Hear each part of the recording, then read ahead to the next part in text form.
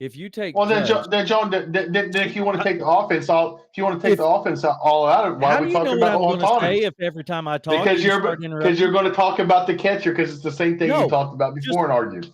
this. Oh, he's a catcher. He controls the game, helps the No, pitchers. Well, then every it doesn't catcher have. should be. Just shut up for a Every minute. Shut catcher up for should a get minute. MVP votes.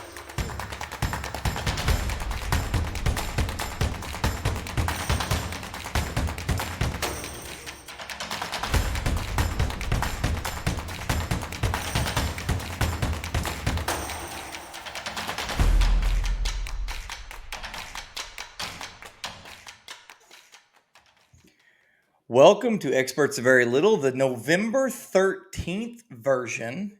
Let's see, 2 weeks away from Thanksgiving. That's kind of mind-blowing. I'm here with my incredible friend, Mr. John Stonemarger, aka Stoney, and Mose Knows, Jacob Mosby. Fellas, how's your week been? Good. Been Not too shabby.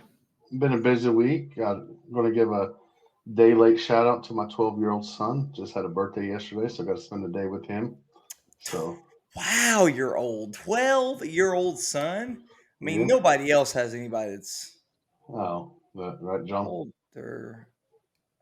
Oh, that's right. Everybody. John's age starts with the number 4. Yeah, that's right. And Me it and stops there.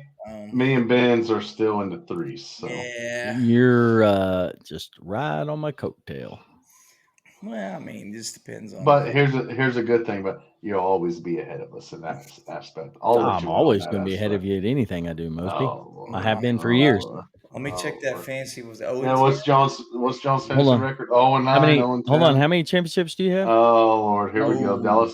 Dallas Cowboys of 1995 here, folks. Oh, OU of 30 years ago. Hey, getting closer. Yeah, It's 25. getting closer to 30. 25. It's getting closer. To Oh, 30 I know. years, yes. I know. What was it? 2001. We have fumbled 2000 Okay, national I was champion 2001. I was there at the Okay. Orange Bowl. I think I need to go back to win one. Still very angry about the 2003 season versus LSU. I was very mad that Jason White was Yes. hurt, and I was very The mad at the Florida. 2008 Florida game and the Georgia game. 2011. Man, 2011 was a rough. I remember watching that Georgia. We were at your house in that Georgia game. It was me, you, I think our buddy Guy, John's brother Justin, and I think your nephew or whatever. Which good health of your nephew lately. But I remember we were all so excited, and it's like that second half, you could just feel the energy being sucked out of the room. Just, It was just like, oh my gosh! It was. I think John, you were there too, weren't you? I think. Oh, who knows? he Probably. might have been. I think you might have been because at that time he wanted to see what a big ball game looked like for a football program because I don't think OSU's even got close to sniffing one at that time. They didn't. Man, that was if Mosby. If you had to rank the ones you regret the most, though, how would you rank those ones that we lost? Probably that Georgia game would be number 1. You think so? Because if we don't make that stupid squib kick and let them get a field goal to get the momentum, because that game kind of reminds me of when the Chiefs lost the AFC Championship game against the Bengals. All you got to do is just don't let them score. We kick a field goal in that game as the Chiefs. We go in a big lead. Same thing. OU. Don't quit the squib. Kick it deep. You have all the momentum. Well, you let them score. They get the momentum going. But then, I mean, probably the 03 one is right up there with me because we That's were what the I'm better saying. team. We were the better Listen, team. and here's why I would pick the 03. Yes, we were in the 03, the LSU game. Jason White was hurt. Blah blah blah. He missed wide open guys in the end zone. I felt almost cheated. Now I know they had Nick Saban, but I felt cheated because I was like, we are the better team. But here's the thing about the Georgia game is we still would have had to go and win another game. Now, could we have won it? Yes.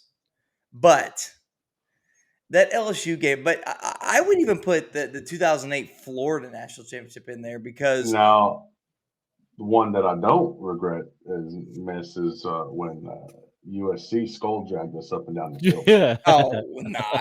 that or the You guys didn't 2019 belong on the same 2019 field. LSU game. Now, Mark Bradley, we were 7-0 or 7-3, and he fumbles that punt, and Bob Stoops walked him over, said, "You see that nice bench? You're there for the rest of the night." Well, that one, but the 2019 LSU game too. we weren't even you remember we backed into the playoff. Like Yeah. we even as OU fans were like, we don't belong here, we shouldn't be here. And whoever it was in front of us just kept getting beat. And then we were like the de facto number 4 seed. And we were like, it's not gonna be good. We knew it going into it. Like it's not going to be good. That game going in, knew we had no chance. Now another one that kind of hurt was first time we're in the playoffs when we were up on Clemson at halftime, and then we ended up losing. That's when Zach Sanchez intercepted one to end the half and went on. That was, I mean, A lot of what is to be an OU fan, but you know what? What's crazy is we've been spoiled up until the last 4 years. We were a spoiled fan base because we had generational run at quarterbacks. We absolutely own the Big 12, and that's not even negotiable. You can't even argue that we didn't own the Big 12, right? But there were just so many missed opportunities of winning a championship, a national championship. You know, we won tons of Big 12 championships, but it is what it is. You know, now you gotta figure out to win the big one, and now it's more hard than ever to win a national championship. Joe Easier Cole to just get in, joined.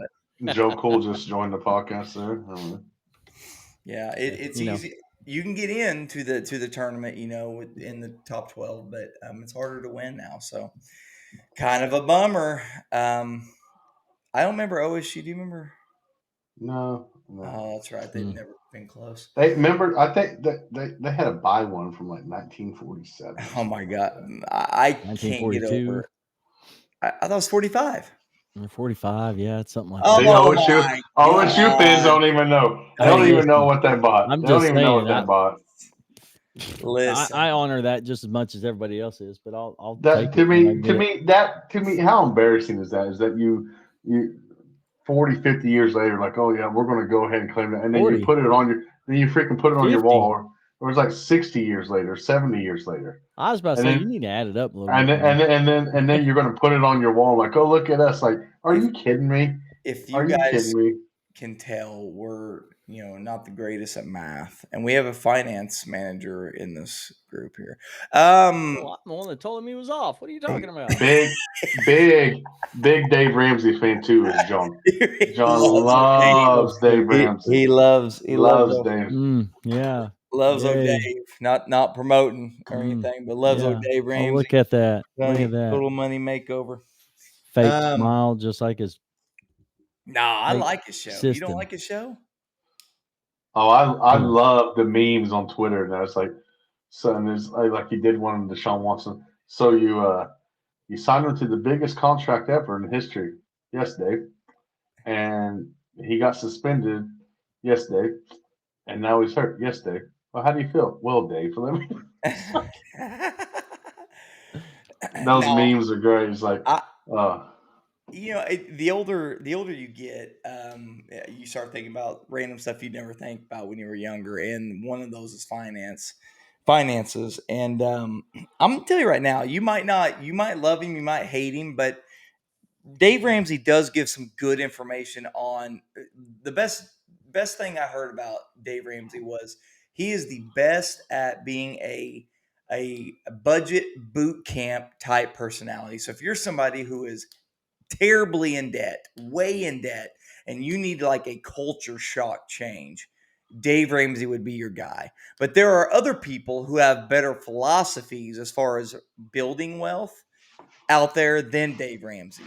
But he's like the boot camp guy. Like, oh, I'm way in debt. I don't know how to do it. Go to Dave Ramsey. He'll boot camp you real quick. You're going to hate your life.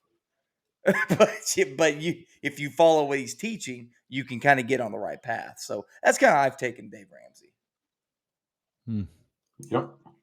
So I couldn't tell you anything about him. Well, he's I like his show. I do like that. I like hearing all, because it's one of those things like I sit there and think about my situation and go, man, I had that student loan debt for a long time with those credit cards and all that. And then you listen to some of these people are like, yeah, I got $50,000 loan on a boat, $25,000 on a new truck. I've got $150,000. And you're like, oh my Lord, these dudes are 6 digits in debt. I don't feel so bad now. Like they're way in debt.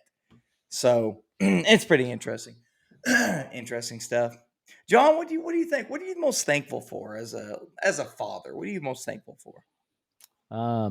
Man, just the memories that are made and the time that you get to spend, because the one thing that you won't have is that forever. You know, um, you learn real quick how fast things fly by and how quick they grow. I mean, you guys were talking about Mosby had 12-year-old. Well, mine is nine. My oldest is 19. You know, Emma will be 18 in March. So it's like just like yesterday, I had them two, and they were 2 and 3. 4 and 5, whatever. So man, It's amazing, just the man. memories you get to make and the time that you have them. So And that's in everything too, right? I mean, all the milestones. The milestone I'm hitting right now, I'm finally hitting because I'm behind you guys. But it's yeah, I was told that first grade is the year that you really start seeing their mental growth, their learning. And Penelope's coming home and reading everything on the TV and just counted by 5 to 100. And I'm like, what is going on? and the It's weird. personalities become even more vibrant at that age too. It's just weird. Mosley, what are you most thankful for? Just being able to be involved in my kids' life, being able to be in every aspect of their life. I mean, they got a practice, go to a game event. I'm able to coach my boys, able to be there for my daughter and everything. It's something I didn't have as a kid. Was not saying my parents didn't want to; they just weren't able to. And then it's helped open up doors where I've been able to be a father figure to other children. I mean, like my football team is one that I like to call my group of misfits. I know I've talked to you about it, Ben. You don't understand the pain that these communities deal with and some of these kids deal with until your hand is knee deep in it. And I've been grateful that I'm just been able to be part of my kids' life. They're all brilliant. Got my 12-year-olds and gifted and talented. I mean, just all across the board. It's just, and that's big with me being a coach. And that is a big aspect of them having, a lot of times kids just need the belief in someone to be in their corner and they can excel. It's been we've been thankful. All three of us have been thankful to be able to be a part of their sports journey, but coaching them, but also we've been present in their lives. And Yes. there's a lot of kids that don't have that. Amen. Nope. That's Um, yeah. A And lot of kids you know don't what's have crazy is moms. A lot of kids don't know have dads. yeah, and nobody really truly understands the struggles that these kids have growing up. And it kind of plays into, I'm just kind of flying off the seat here, but it comes into not only youth, but in your young adulthood. I'm just gonna say it. I mean, people don't realize how bad the mental health, the mental illness is out there in this world today. Too many young ones that do struggle at a young age, or even older, in their teens and early 20s, and they I say take the easy way out, for the lack of a better term, but they exit way too early, and it's become more and more of a problem. It's sad, man. It's sad. But So like I just got a little letter or a little card from one of my football boys. He's had a tough life and stuff like that. And in it said, "Thank coach, you're the best coach. Thank you for being hard on me." That mhm. that just hit me. That it just hit me. It's like, man, Yeah. that kid needed me at this moment in his life to be that figure, to be that person. Because And he's what, 11, 12 years old now, and when he's 30 and 40, he'll still remember that. He'll still remember the impact that you had early because on. that's one thing I see in parenting. A lot of people think, and when I say he said be hard on me, it's like a lot of people think, oh, like, and I see it a lot with single parents and stuff. They take a different approach, like, oh, I don't want to be the bad parent. These kids need to be held accountable. These kids need Absolutely. to be held to not a standard as an adult, but they need to understand, like, hey, like I'm going to love you hard, but I'm going to coach you hard. I'm going to teach you aspects of life and everything. And Hmm. that's where I feel like a lot of people fail, that we're failing our kids in, is that we're not hard enough on our kids. We don't prepare them for life, because us three know life's tough. Life's tough. Absolutely. I mean, And it's one thing to be hard on them, right? It's one thing to, whether taking the coaching or the parent, either which way, it's one thing to yell at them and tell them what they did wrong, but it's another thing to yell at them, tell them what you did wrong, and then tell them probably what the best way is, or how to do it better next time.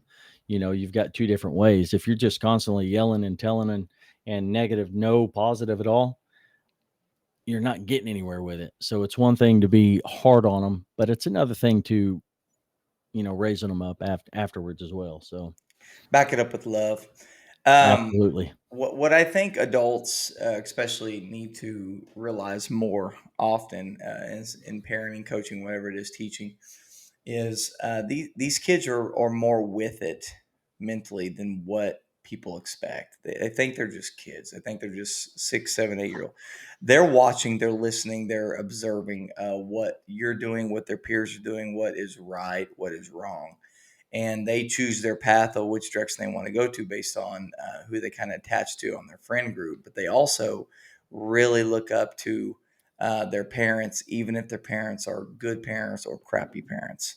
And that's kind of what I've seen in the educational field is it a lot of the time it starts at home. And when they'll come and a kid will act up and we'll say, well, what's going on at home? And that parent will say, well, I don't know why they're cussing.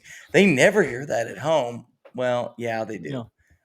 We're not stupid either as educators, but it's just so important. They get really good influences, but not only the sugar coating cupcake type feeling, but they got to have that structure. And some of the ones that have attached the most to me or respect me the most and want to hang out with me at school the most are the ones that have been really hard on.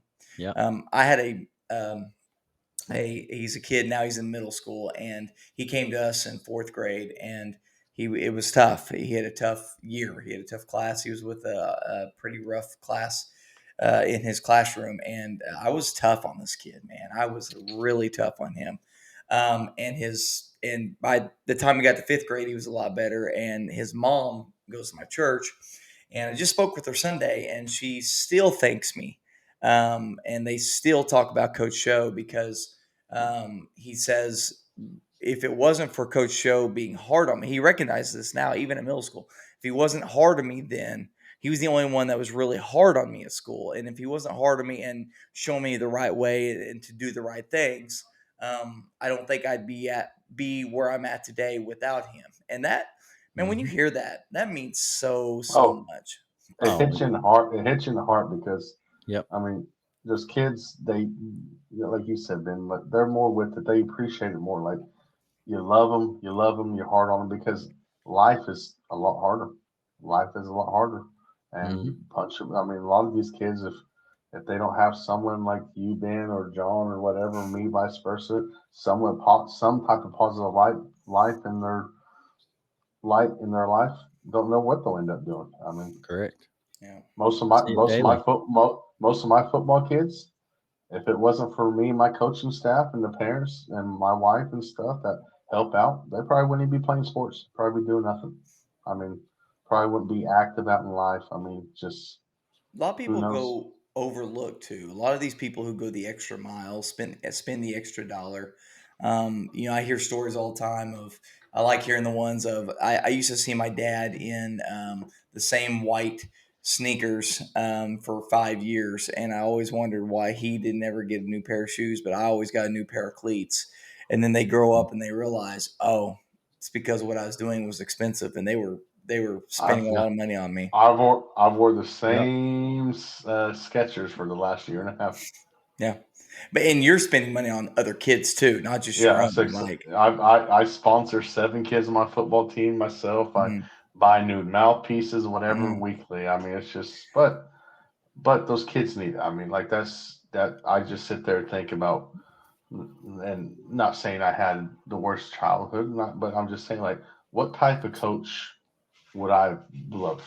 What type of coach would I have loved to have this kid that been able to do this for Yeah. me? And that's the type of person I try to be. I mean, Well, it's I'm one trying. thing. I'm trying to be the person that I want my children to be. 100%.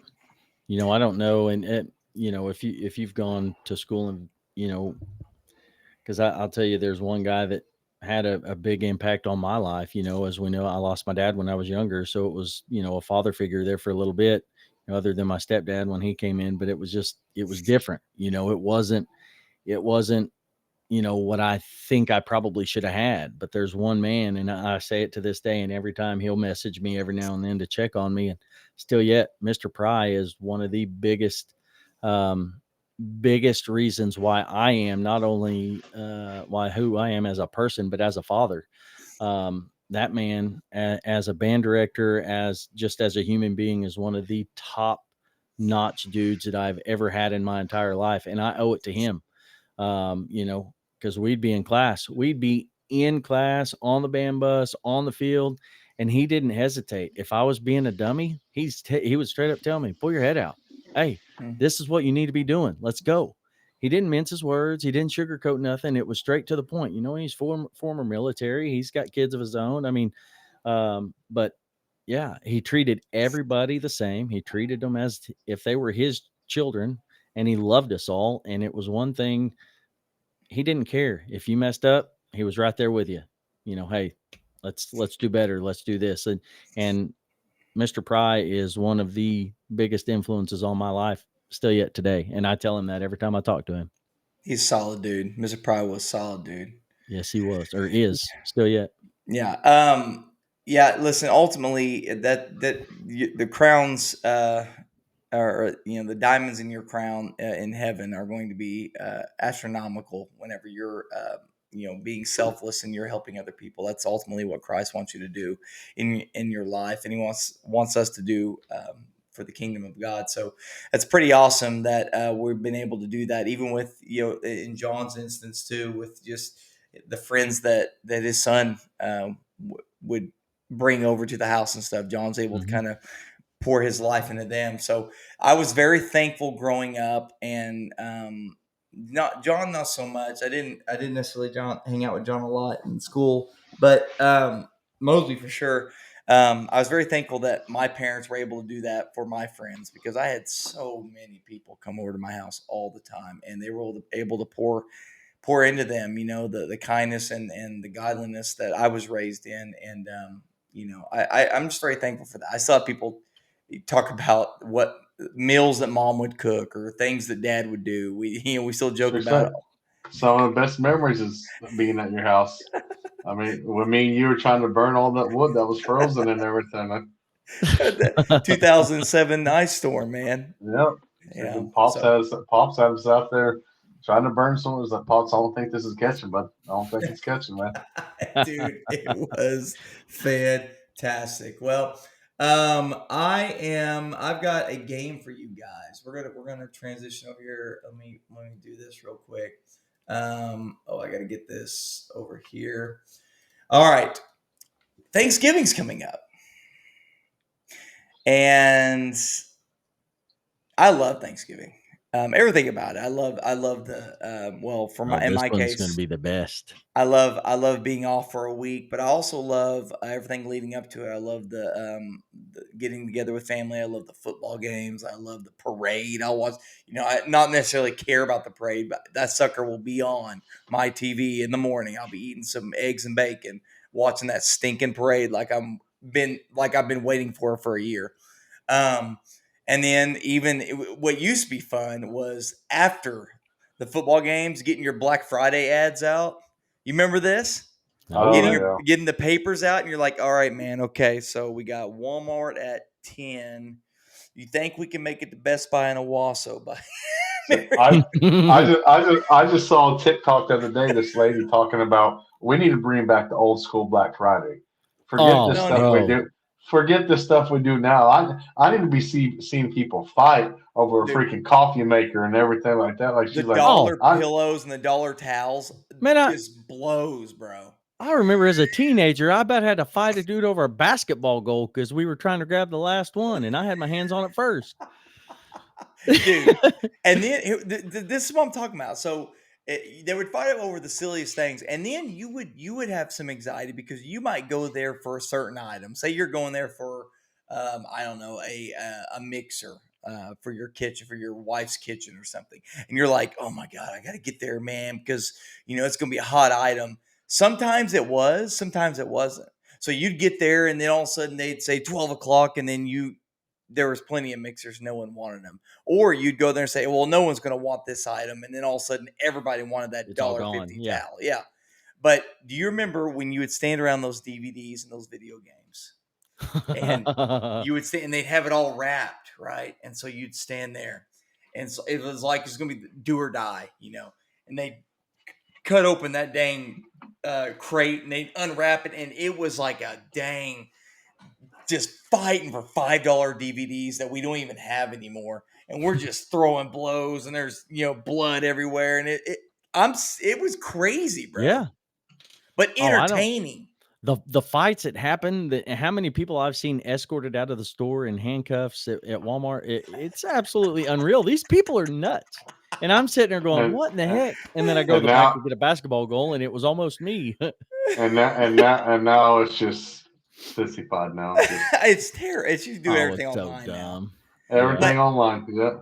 But another one of my favorite things was the aftermath. I like going to stores like an hour after it happened. Dude, there'd be just trash everywhere. It would be just, it was fantastic, man. But now everything's online. But there is something that's very important about Thanksgiving, guys. And it's not even the turkey, man. It's not the turkey. It's not the chicken. It's not the ham. It's the side dishes. It's the side dishes. Yeah. So what we're going to do is I use a little AI action, and they pulled some certain places did some surveys, and they compiled a top 10 list. Okay. And we're going to try to guess this top 10 list. Okay. Now, I'm going to, if you get it right this time, instead of doing points, I'm going to highlight your side dish by a certain color. So I'll highlight John's in red or something, and Mosby's in blue or something. That way we can tell who has more. So if somebody gets 6 out of the 10, they win this game. Okay. And last time John went first because he's older and sexier, but this time Mr. Mosby is going to get to go first. So let me go over here. Let me share this screen here, and we're going to let's pull this right here, entire screen, and here we are. Okay. Now, can you guys see that? Can you see that? Okay. Yeah. Mm-hmm. All right. Actually, I want to do this because I want Mosby's beautiful face to be in here. Let's see if I can make this a little bit bigger, make us a little bit smaller. No, I can't. Okay. All right. So if you guys can see it, we're going to go roll with that. You guys can see that okay? Mm-hmm. Yep. All right. This is your top 10 Thanksgiving dishes according to different surveys that have been online. Mr. Mosby, you have the first guess. Go ahead. Mashed potatoes. Mashed potatoes are most definitely on the list, and they are most definitely right here. At number 2, mashed potatoes. Jonathan. Stuffing. John gets the number 1 guess. Yeah. I was gonna say stuffing, but I thought no, stuffing would be number 2, mashed potatoes would be number 1. So Mosby. Green bean casserole. Green bean casserole is most definitely on the list. It's number 5. Number 5 for Mosby. And John, go ahead. Not for me, but yams. I don't know. Oh, I love yams. I love whatever they potatoes. are, the sweet potatoes or whatever. Candy yams. Also known as. What are they also known as? Candy yams. But they're also known as the sweet potatoes. Yeah. Sweet potatoes. Yeah. There you go. Sweet potatoes number 3. I agree with you, John. Not for me. I don't like sweet potatoes. Not for me. No, I'm good. Oh, go ahead, Mosby. Love them. Do you? Oh, love them. Okay. Cranberry sauce. Cranberry sauce is number. Look at you guys rolling through like you love food. Look at this. This is amazing. Okay, John. I will not touch that stuff though. Oh no, there is nothing on here other than mashed potatoes that I eat. Like this is different. Man, I'm drawing a blank here. Let's just salad. I'm gonna go with a salad. I don't know. Mosby, your turn. Rolls. See, I was wondering if that would be. Rolls I on guess it would be. there. Yeah. They are on there. Mosby has 4. John has 2. Now, I do got to point out, last time we did the candy guessing, John had some atrocious answers. Listen, salad is not atrocious. So I eat a salad every time. Chico stick. Hey, and the Chico sticks are good. I don't know if you're eating one, but so you know, when I go to Thanksgiving, the first thing I'm looking for is the salad. All right, go ahead, Mosby. No, it's John. Oh, John, go ahead, John. Corn. Corn. Now this, I do have to count this because on this it said cornbread or other corn dishes like corn pudding and other things. So you technically get that. I don't know how much I agree with that, but I think corn should be on there. Yeah, I mean, yeah. All right, go ahead. Go ahead, Mosby. Mac and cheese. Well, you know, absolutely, you got to have mac and cheese on there. Mac and cheese is number 4.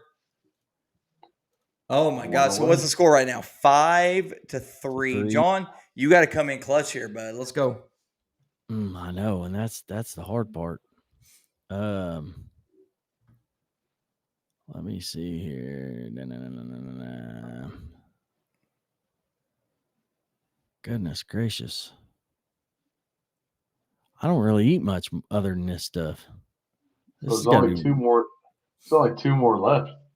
That's what I'm saying. Like I'm one of the pickiest eaters ever. So like my plate's already off the wall answer here in a minute because this is what happened. John's can't guess anything. Whoa. He's gonna say something like cow's tongue or what? I mean, oh, that's disgusting. Chicken foot. Chicken feet, pig's feet, gross. Pickled eggs. Go ahead, John. Bro, I mean, I don't know. I'm drawing a blank. Gotta guess. Yeah. Now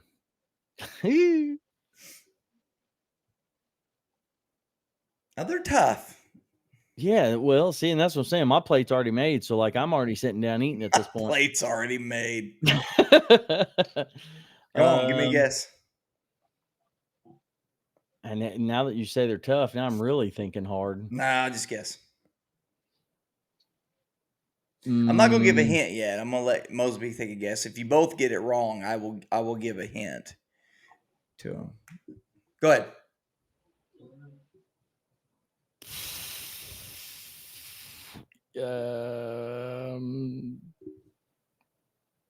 Goodness gracious, I really have no idea. Just Lord, John. Right, that's what I'm saying. Go ahead, Mos. Nothing else I can think of. So, because this ain't meat, right? No, they're side dishes. Okay, so I'm thinking of something that I put on a lot of my side dishes. I will put it on my stuffing, my mashed potatoes. I'm going to go ahead and guess. Sometimes I'll put it on my mac and cheese gravy. Gravy's number 7. I was either going with turkey or gravy, and I'm like, no. Gravy's I mean, you would think gravy would be included. Gravy is a must if you like gravy. Is a must at Thanksgiving because you can put it on my rolls, my turkey, my ham. Oh, I slop that freaking roll up in that gravy. But the thing is, the reason I said I thought it'd probably be tough is because I wouldn't think gravy as a side dish. Right, I think it goes with mashed potatoes. But it is a kind of a side. I mean, you have to get its own thing. I understand. Yeah. All right, John. So it's over at this point. I lost. Do we have to continue? That's all right. Yes, you gotta get more than 3. Come on, OSU. Hey, listen. God dang, why are we taking shots? Are we going to guess or what? Or is Moses? No, like I mean, that was. I'll take the last guess. So we don't have any vegetable on here. So besides the green bean casserole, and this is off the wall. If you get this, I'm gonna be blown. I'm gonna say it's off the wall only because I've had it at a Thanksgiving dinner before. We're gonna go say Brussels sprouts. Brussels sprouts is number 9. Stop it. Oh my gosh. Stop! Mosby just clean sweeped this, John. You got absolutely Listen, my plate was made after 4 dominated. selections. Yeah, but Unbelievable. John, you can't think about what you eat on your plate because because Bro. I don't eat a lot of this stuff on the plate. I don't Oh, eat we cranberry don't sauce. have I half- don't eat. I mean, we don't cook Brussels sprouts. Who the heck cooks Brussels sprouts? But John, I go to 5 different freaking Thanksgiving dinners a year, most exhausting time of the year, and every single one of them have different stuff. He's a veteran. So I've seen it on full. I've been a to food Thanksgiving. connoisseur. I've been at Thanksgiving dinners with no turkey, and there's like freaking brisket and stuff like that. And I'm like, oh my, what are we doing? Now, one of my favorite dishes that's not on here is chicken and noodles or turkey and noodles. Oh yeah, but that's kind of in my opinion, that's a main dish. Yeah. But yes, either turkey or chicken noodle, it don't matter. And then another thing you could have on this is pies. Yeah. Oh man, I kept going back to pumpkin pie, pecan pie, chocolate pie. So one that I'm shocked is not on this, and everybody loves them is deviled eggs. Yeah, I know. I wonder if they're not even considering that a side dish, though. It is, but They may not be because they may not be. I mean, they think of it as like an appetizer or something. Look at this top 10, and I want you to tell me what your top three is. Oh, my is top mashed potatoes and gravy. I guess technically, according to this, it's 2 of them, and roll. Mine is mashed potatoes. My top 3, because I'm going to combine mashed potatoes and gravy. That's number 1. Mac and cheese and stuffing. Okay, I'm going to. Oh no, not stuffing. I'll take sweet potatoes. Give me those candy yams. I love them. Okay, I'm going to put a disclaimer here.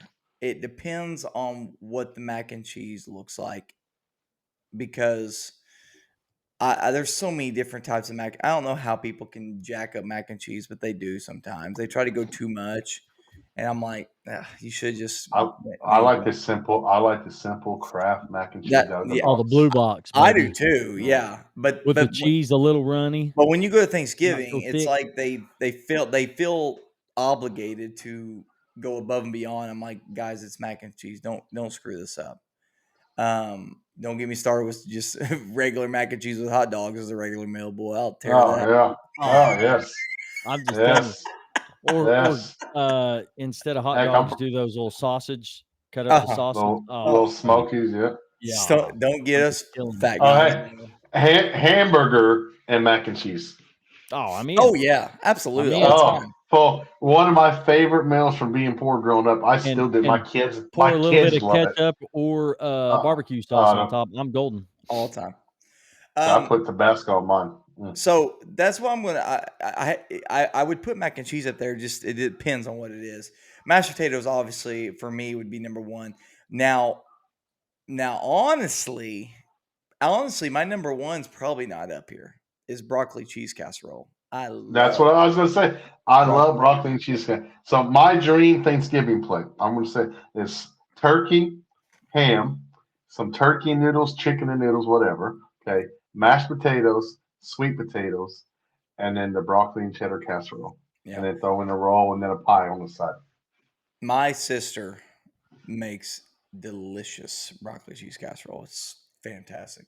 So, my number 1 would actually be that. My number 2 would be mashed potatoes, and I would put gravy on it, but for the sake of the list, I'm gonna leave it off. And then my number 3 would be macaroni and cheese. Stuffing, I do get some stuffing. I just get a little bit though. I only get a little bit. I have to have gravy with it. It's pretty dry. To me, it depends on who makes it. I mean, yeah. I do like some cornbread, but I like it. I like mine to be sweet. What I would not touch on this list are sweet potatoes, nope. Cranberry sauce, nope. and Brussels sprouts. Nope. I would not touch those 3. Cranberry sauce, no, and Brussels sprouts, no. Yeah. So anyway, it's coming up though. Boy, listen, I don't even care how much I eat on Thanksgiving too. Like make myself miserable, and it's worth it. This thing's. I already got I already got 4 that I got to go to. So. Oh, I'll be one spot. Oh, yeah, one spot. I wish I was on one spot. I mean, but I got to go see. But I'm going to tell you, people might think, oh, it's great, blah blah blah. I texted Ben, and we could probably find the text last year. Like I think it was on Sunday or whatever after Thanksgiving weekend. I texted him my exact words. I am so sick of effing food right now. So sick of it. Is it the same style, or do some people switch it up? Like do Oh, barbecue? all mine's different. Like when I go to my dad's and stepmom's, it's real simple. They might sometimes it might be smoking a ham or smoking a turkey breast, and then just mashed potatoes and and then she'll make chicken and noodles. Now her grandma's, it's all out. They got a cheese ball. They got it's everything. And then this year we're doing one with my sisters and cousins, and that's going to be the traditional what we did growing up. Like I mean, there'll be some stuff, and then her mom is pretty much. I mean, like sometimes her mom, because we do it with her sisters and stuff, and my brother-in-law, they'll smoke meats. Like there's some brisket and pulled pork and stuff like that. So Yeah. Well, yeah. So I don't know. I'm pretty excited. Pretty what? excited about Speaking it. of holidays, one of my favorite traditions, and I loved my aunt for it, is she always hosted Christmas Eve. She always did something different. We always did a Mexican Yeah. dinner. But see, my Like in-laws just will a do will do ribs and do brisket and do stuff like that for the Saturday after Thanksgiving. That's what we'll do there. So just to change it up. yeah, I like that. Yeah. Anyway, a couple interesting things I saw this week. Look at the PS5 officially my. outselling every Xbox console ever released. It is now the king console. Congratulations, PlayStation. I'm That's proud of impressive. you. Very proud of you. I've been a PlayStation homer forever. Used to argue with Xboxers all the time until I went PC. But I I'm glad you said you argued because to me now thinking back of it, that is one of the funniest arguments ever in the history of arguments. Is like, oh, Xbox and PlayStation is better, and then now that we're older, I'm like, just play whatever you got, dude. Like mm, it don't matter because we'll play when we were playing Warzone all the time. We were playing on our PCs, but we were playing with people on Xbox. We were playing with people on PlayStation. yeah, It didn't matter. yeah. Well, it's cross-platform now, so Yeah. um, yeah, it's just fun. And people still try to bring it up and argue it, but I remember of course I had an Xbox, a regular Xbox, not Xbox One, but I had a regular Xbox. But I was at every PS5 or every PlayStation release.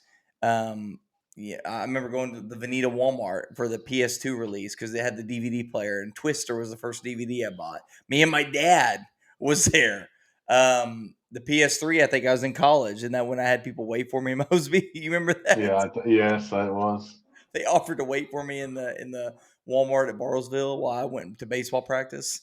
And Oh, then the man. PS4, I think we went to. No, you didn't go with me. Brett did. Brett went with me to the Best Buy in Joplin. So it's kind of you have those are memories on that. But yeah, congratulations PS5. I When do wanted you you to when do talk. you when do you think the PS6 is coming up? They're pretty. I think it's the 6 or 7 year cycle. They're pretty consistent with that, and it's probably going to be like a $1,500 console, but Yeah. it's what it is. I saw this on X.com, and what movie is this for you? And it's basically what the dude's hitting is it says rewatch for the 100th time.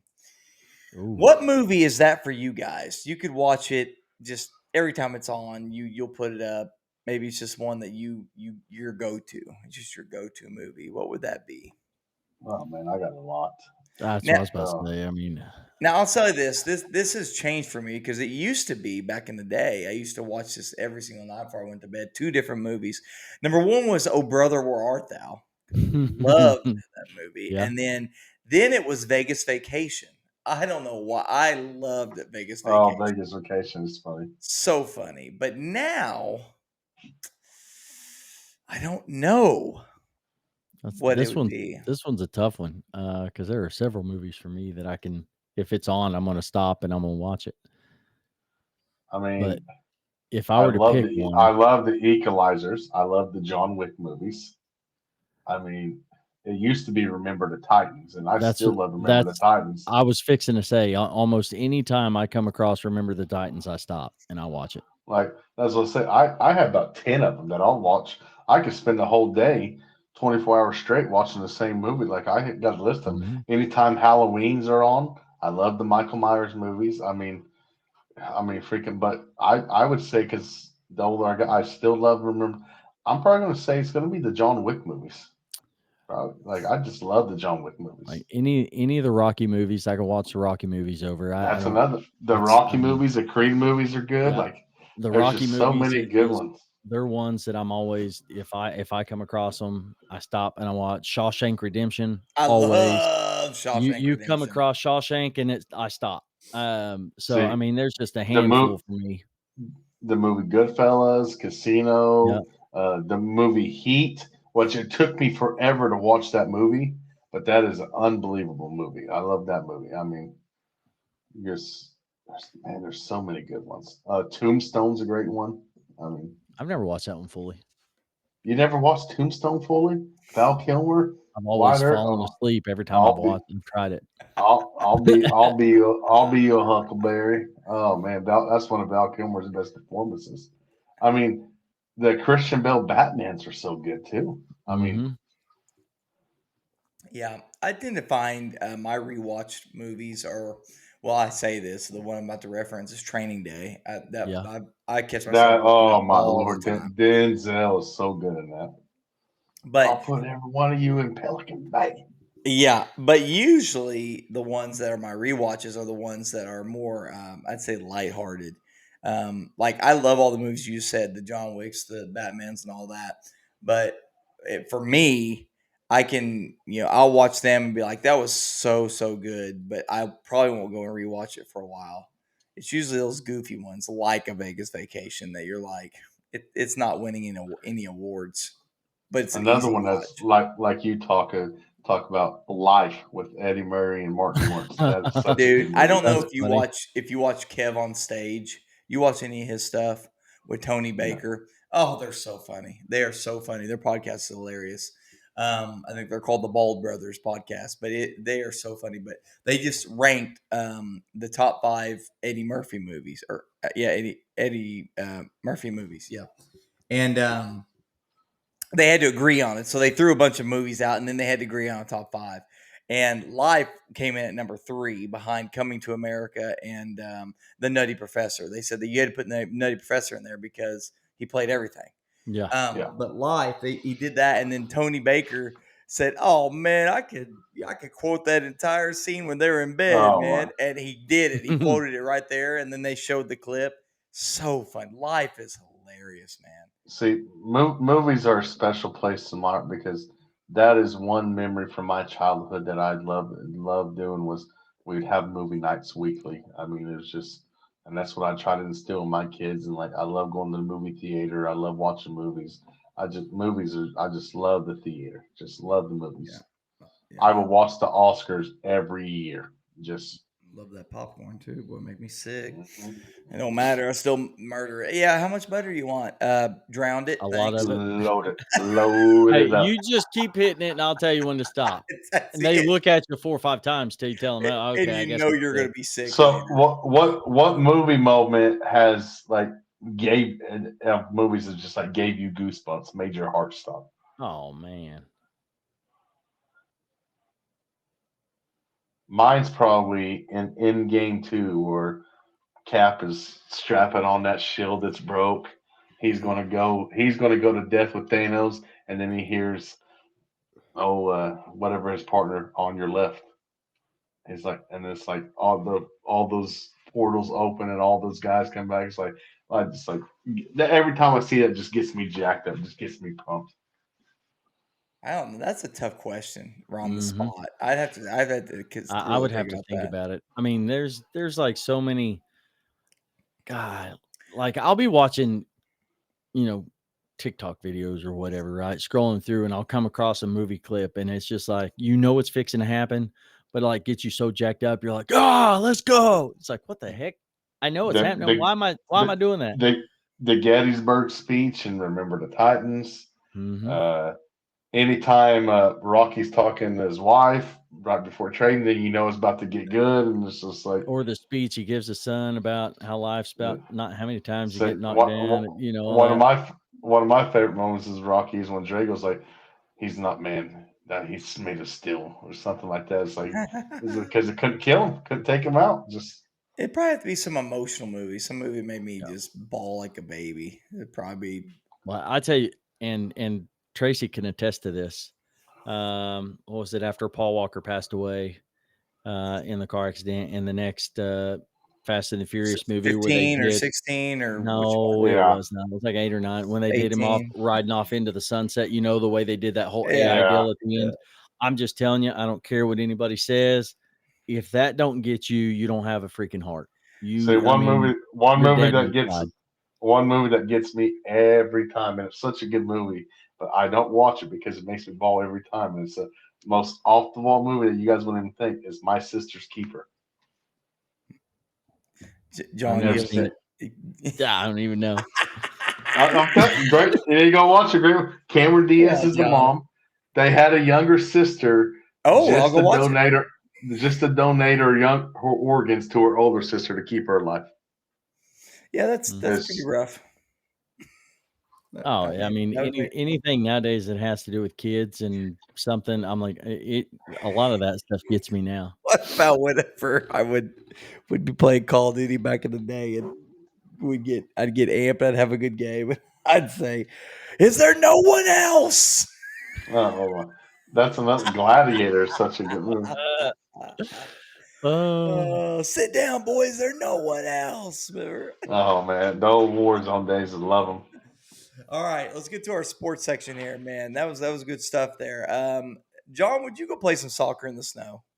No, man. Listen, that he's got like icicles hanging out his nose. I've got a coworker from overseas, and he's so funny. He loves soccer, but he calls the MLS a pansy league. He calls it a retirement league. He's like, but because they don't know what, they're too soft, they're too blah blah blah. So he calls a lot of MLS guys diving boys. That's his term for them, diving boys. So I showed him this. I said, hey, you think the MLS would play? He's like, oh no, absolutely not. Are you kidding me? He's tough, right? These are tough people. So yeah, no, these are dumb people. That's rough, right? Look how much snow. And then after this game, they're sick people. That is nuts. Who are the people? Was it at Kansas City or was it in Green Bay that those people went shirtless and they got sick the next day? Oh, that was the Miami. People. When Miami came to Kansas City a couple years ago in a wild card, and it was like the third or fourth coldest game in the history. And those freaking fans, like it was Chiefs fans, freaking shirtless, and one of them died. Stupid. That was so dumb. Hey, listen, if you don't know what to put on your body to help keep the internal temperature up, you don't need to be going out shirtless. Yeah. Did you guys watch Trump call a play the other day in the broadcast booth? I missed that. It was. Let's just say he does not have a career in broadcasting. It was the worst experience of sports. It was probably just as good of a call as the look on his face. I'm telling you, they said, "Do you want to make this next call here?" And he said, "Well, they're going to do great here, and he's probably going to do this and this and didn't say a player's name, so that they were like saying the player's name for him. It was brutal. I mean, it was brutal. But you put the president on the spot, and man, I found that hilarious. He needs to stick to his day job. Yes, he does. Hey, we had some announcements in baseball. We have our MVPs. It is Aaron Judge and Shohei Ohtani. Who picked Judge this year? That's right. Do we agree with this, John? Yes. No. Yes. And my question would be to the panel or whoever voted, what is your definition of most valuable? What happens when you take said player? What happens? I'm not even talking about baseball. It could be anything. What happens? I'm just in general when you take said player off the field. What happens when their replacement is on the field. Well, I think if you take Aaron Judge off the Yankees, they're not a playoff team. They won And I when think he was I on think the bench. I think there's a very very good and- argument that the Mariners had good enough pitching that they could have made the playoffs without the offense that they had. No. It's But hey, it's not just about who hitting. was right? Who was right? I want to hear it. You were right. You're just following along with the script. Was the MVP. That's easy for Judge you. That's was the why you're a Chief MVP. fan. Judge was the MVP. But my thing is everybody does. They follow along with the script, but they don't actually think about what the most valuable player really and truly is. Because if you Judge take had a better batting average. See, that's exactly what you're going everything. to. You're going to average. It's not, and just like one of the guys I was watching in a video earlier, he said half of the alphabet letters and percentages that y'all are talking about, you couldn't even tell us how to get to that number. You couldn't say what the equation was to get that number. So, I mean, it's easy to go to best average hitter and home run. Best hitter in the best hitter in the AL was Aaron Judge. But the question is it the best offensive player in the league, or is it the most valuable player? Because he's the most valuable player. Okay, then take the offense completely out of it, because that's not the only stat. If you take then if you want to take the offense all, all out of it, why are we talking about autonomy? If every time I talk, because you're going to talk about the catcher, because it's the same thing you talked about before and argued. He's a catcher. He controls the game, helps the pitchers. Well, then every catcher should be. Every catcher should get MVP votes. Listen, hang tight. Yes, is it a little bit less production? Absolutely, but it's not as big of a fall off. But if you take Cal Raleigh out of that lineup, it's a huge drop off. Did he win the Gold Glove? Did he win the Gold Glove? Shut up for a minute, because there is not a player on that team that you can put in Mike Zunino or whoever the backup catcher was at that point. I don't even know now, because that's how irrelevant that guy was. You can't put a guy in Raleigh's spot for a length period of time and get close to or the same production offensively or defensively. Hence the reason Cal Raleigh is the most valuable player to his team. And that's the definition. You just think that because you think the catcher is the most important spot. And if that's the case, then all these catchers should be rated in. All these catchers should be top 10 in the MVP, and no one else should matter. Did I say anything about the catcher position? Did I say anything? I think Aaron Judge is more valuable to his team than Cal Raleigh is. I think he is. Not even close. Again, like I said, take the catch, because I know Cal Raleigh's not even the most valuable player on his own team. Who is? He's not even on his own team. It's probably one of those pitchers, or you can make an argument for Julio Rodriguez. But see, the problem is you just said probably is one of those pitchers. You can't think of a guy. That pitching staff carried them to the championship game. Cal Raleigh, if I understand, didn't have a really good playoffs. So, and they made it to the championship series, Game 7, and I don't think he had very good batting stats in the playoffs. I may be wrong, but I don't think he really did. I could be wrong. But if playoff stats play into it, how far did the Yankees make it? That proves my point that I think you can make a case that the Mariners will make the playoffs with that pitching staff they had without Cal Raleigh being on the team. But if you take Aaron Judge off the Yankees team, they're not sniffing the playoffs. You're crazy. They may not even win. They still won when he was on the bench. They still won when he was hurt. They may not even win 82 games. They still won when he was hurt. That's my point. That's what I'm trying to tell you. You just brought up playoff stats. Playoff stats doesn't have anything to do with the MVP or Judge wouldn't even win because they didn't make it that far. He didn't miss a long period of time. So Judge for the season, 331 with 53 home runs, 114 RBIs, and 137 runs. Cal Raleigh, 247. That's probably the reason was the batting average, but 60 bombs, 125 RBIs, 110 runs, but he played catcher. This was a tough one. And here's how tough it was. It sounds, one of you are on one side, one of you are on the other side. But if we look at the total votes here, you're looking at a disparity of 4 people voting for Aaron Judge. He got 17 first place votes to Cal Raleigh's 13, and then they both got, first or second. So Aaron Judge had 13 second. Cal Raleigh had 17 seconds. So, I mean, it was close, guys. 355 points to 335 points. There's probably a ton of these arguments going back and forth. Who else is on that MVP voting list right there for the Mariners? Oh, Julio Rodriguez. Rodriguez. Right. Is there another Yankee on that? Oh, way down there, Cody Bellinger. Julio Rodriguez was. I just talked to a Mariners fan yesterday. He's from Washington, but he lives here now, and he was talking about, I couldn't even watch the World Series after that. I'm like, well, that's usually how it is, but he was talking about how Cal Raleigh just had a extraordinary year. He said it's not going to be repeated. Like that was just a unicorn season. But I talked to him about Julio Rodriguez, and I said, the first half of the year, we're sitting here thinking, do we need to reevaluate if he's even what he was going to be? Is he going to be a bust? Because he, again, had another slow start, and it looked like he might not be that player.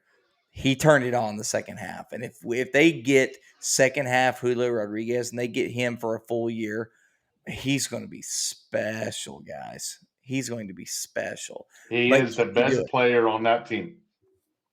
Here's what they need to do with Cal Raleigh. I told this guy this too. Anytime you have a massive hitting catcher like this, you've got to get him out from behind the plate at least half the time. Kind of like what the Royals did with Salvi.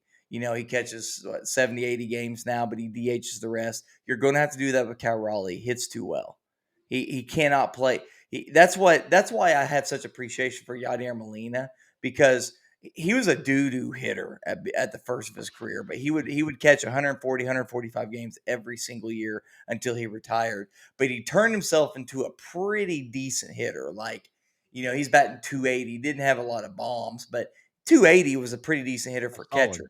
That's why I had appreciation for Yadi. But the Mariners absolutely, in my opinion, got to get Cal from behind the plate, because there's too much wear and tear there, and you got a guy who's a legit 40 home run guy.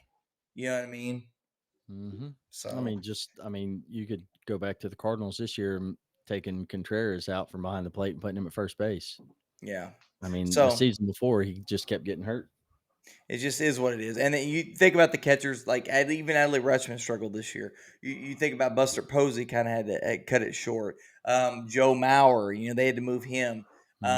Anytime you got a special guy who hits behind the plate, you gotta think about it, So the Cy Young went to Tarek Skubal and Paul Skeens, and look at this, guys. Their D1 scholarship offers out of high school. Tarek Skubal only had one D1 offer. Paul Skeens only had two, and they both just won the Cy Young. This is what is amazing to me with baseball, and not so much other sports, is you'll find these random guys that are not really highly coveted coming out of high school. Maybe they fly under the radar in college, and then they go nuts. But it's also why the MLB's draft is so unpredictable. You might pick a guy first and think, I got it. But it's probably more than any sport, probably the success rate of that number one pick panning out is probably way less than the others. I don't know the data on that. Oh, I think it's the worst out of them all. Mm-hmm. Yeah. But this just proves to me what I've spoke with some people that I know of, talked about fans. Like, if you have the option to go play college ball, it don't matter if it's OU or Bama or Georgia or whatever. They'll play college ball because you never know what's going to happen. Jerry Rice, Mississippi Valley State, Terrell Owens, Tennessee Chattanooga. Tarek Skubal, back-to-back Cy Youngs. He went to freaking Seattle University. I know Paul Skeens went to LSU, but he only had two offers. Ryan Helsley went to NSU. Ryan Helsley was in Tahlequah, Yeah.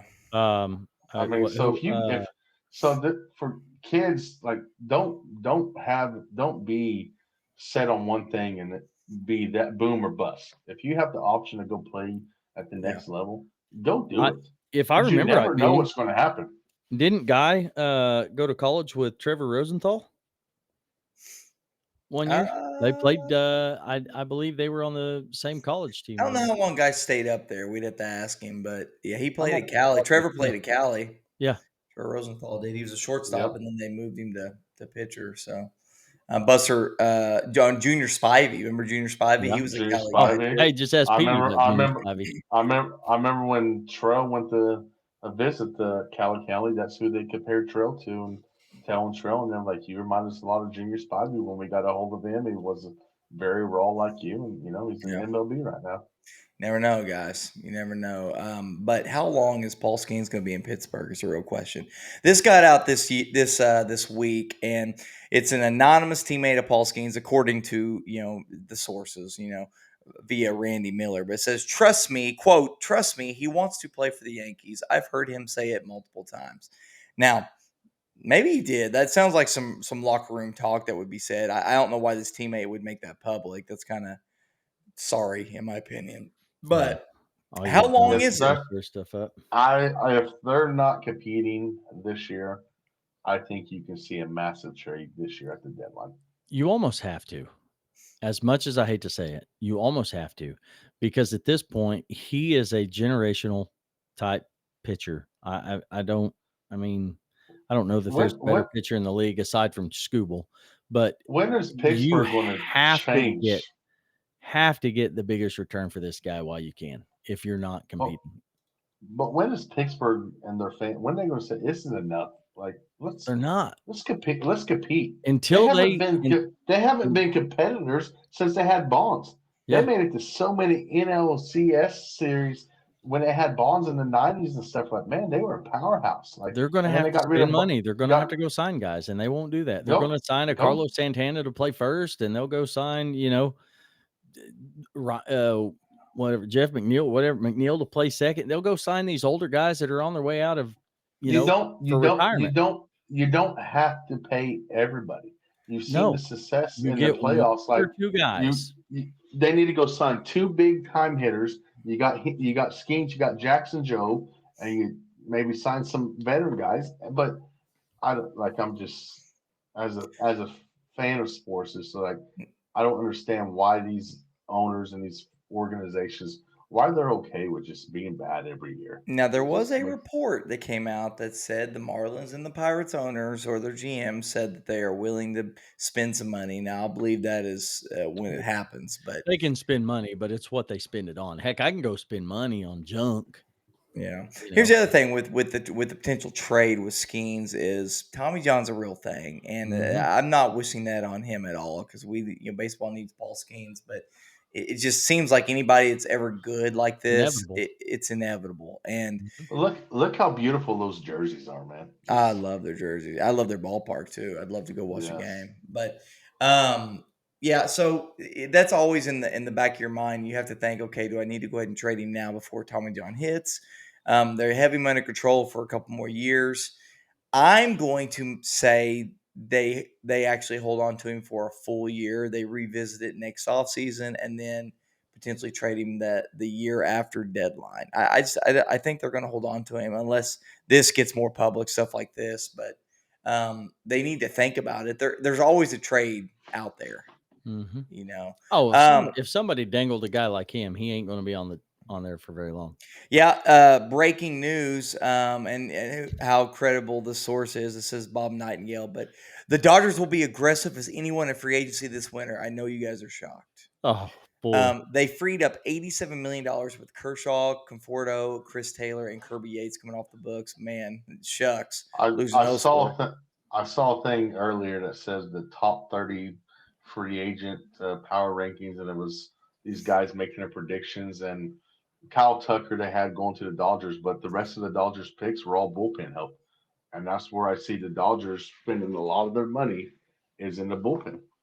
Now, they benched Andy Pages in the World Series, so maybe they're going to look at outfield help right there. Like, hey, Kyle Tucker, if you want to come along with spend money. I think the Cardinals might have an outfielder or two they can have.